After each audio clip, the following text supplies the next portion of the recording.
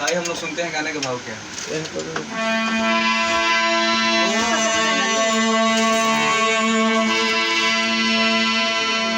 छठी माई के घाटवा पे अजन बाजन बजबा बैठ जाओ गोदिया में। गोदिया में होई है बारकवा खुशी भरा। चलिए सब गाया जाएगा कि छठी माई के घाटवा पे अजन बाजन बजबा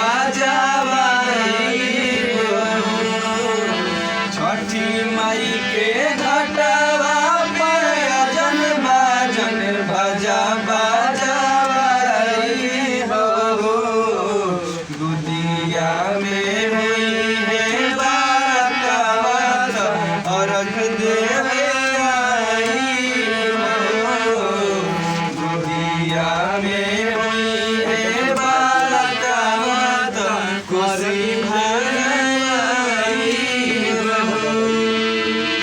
मनवा में हंसले के मेले बजिया कहिया पुरैबू छठी माई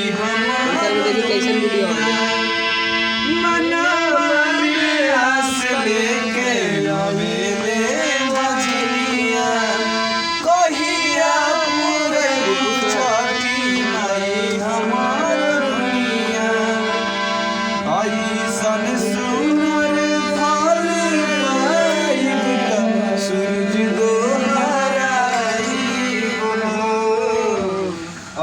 ऐसन सुनर फल पाइब सूरज दोहराई गोदिया में हुई है बारकवा अर्घ देवे गोदिया में हुई है बालकवा खुशी भराई। छठी माई के घाटवा पे अजन बाजे बजबा छठी माई के घाटवा पे अजन बजबा गुदिया में हुई है बालकवा अर्घ देवे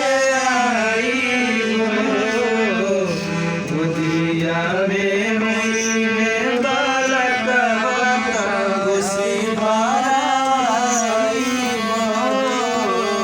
गुदिया में हुई है बालकवा खुशी भराई।